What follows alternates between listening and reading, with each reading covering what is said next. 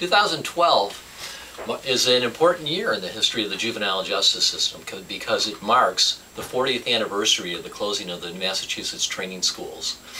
The closing of the Massachusetts training schools represents probably the single most significant event of recent times in the juvenile justice system because it set the stage for all the reforms that are happening around the country right now. It began in the 1960s as the Massachusetts juvenile justice system, and specifically the juvenile reform schools of Massachusetts, were all wrapped up in a series of scandals and abuses and allegations of mismanagement that led to a call for a restructuring of the system. Part of that restructuring was the search for a new director, someone who would take the agency in a new direction. And in 1969, the state of Massachusetts hired a young social work professor out of Ohio State University with virtually no experience in running large juvenile correctional systems. And his name was Jerome Miller. Jerome Miller took over the system at a time when it was in an extreme degree of trouble. When he walked in, Jerome Miller did what all reformers before him had done.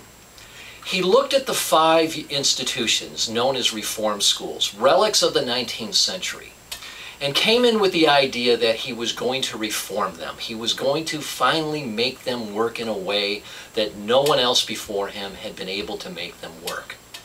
So he set out to change the culture within the institutions. After a year and a half of trying to do that and failing to do so, Miller reached a conclusion that no other reformer in the history of the juvenile justice system had done. He came to the realization that the institutions were not salvageable.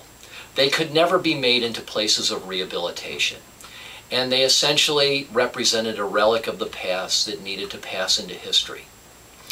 So he set about a plan, operating with no playbook, no textbook, because it had never been done before. But he took a path that was unprecedented. They decided, he and a small coterie of supporters set out to close the institutions and formulate a plan on how they were going to do it. It culminated with an event in January of 1972. And 2012 is now the 40th anniversary.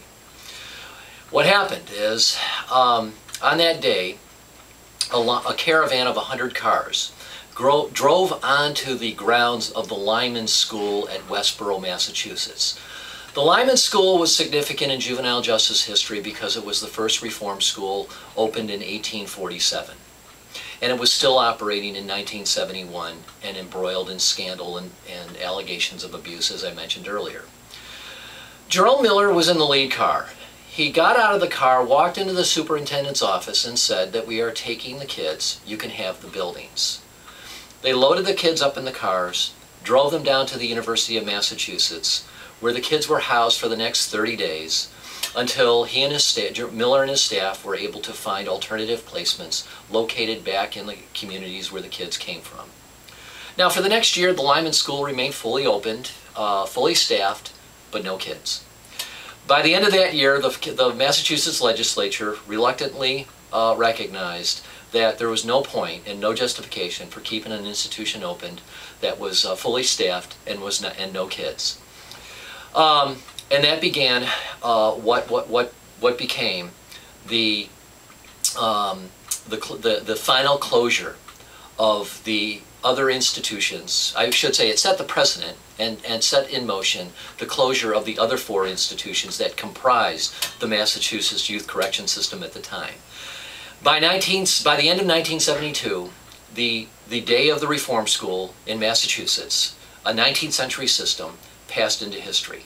And what followed was a new era in juvenile justice. It was an era based on a new system, a system based on the use of a focus on the development of interventions at the community level. In Massachusetts, Massachusetts under Jerry Miller was to pioneer a new approach to the delivery of services in the juvenile justice system, an approach that was focused on the youth's community, the youth's neighborhoods, and the youth's family. Rather than invest money in maintaining large institutions, they took that same money and invested back in the kids' neighborhood to develop an array of interventions and programs and services that up to this time had never been seen in the juvenile justice system. And it was significant in other ways, not just for the state of Massachusetts, but beyond the borders of Massachusetts. Because what Miller did is something no other reformer had ever done. He demonstrated that juvenile justice systems could function without these big, old reform schools, without this relic of the 19th century, that we could do something more differently, that we could do something more humane, and we could develop a system that actually could achieve the goal of rehabilitation, because rehabilitation is based upon the development of individualized interventions. And with the closing of the Massachusetts training schools, the resources that used to go into sustaining those institutions were now redirected to develop services for kids.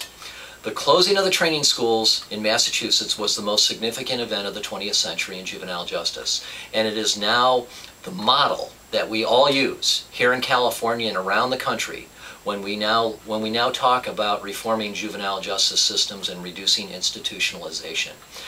This could never have happened without the remarkable leadership of Jerome Miller. What made Jerome Miller so unusual is he set out to do something that no other leader had done before. And he did it because he was driven by doing what was right, not what people had done in the past.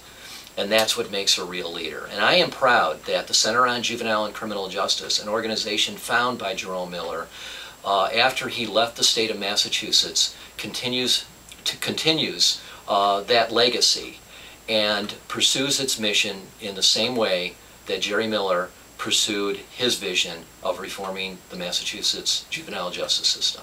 Thank you, Jerry, and we look forward to carrying on your mission.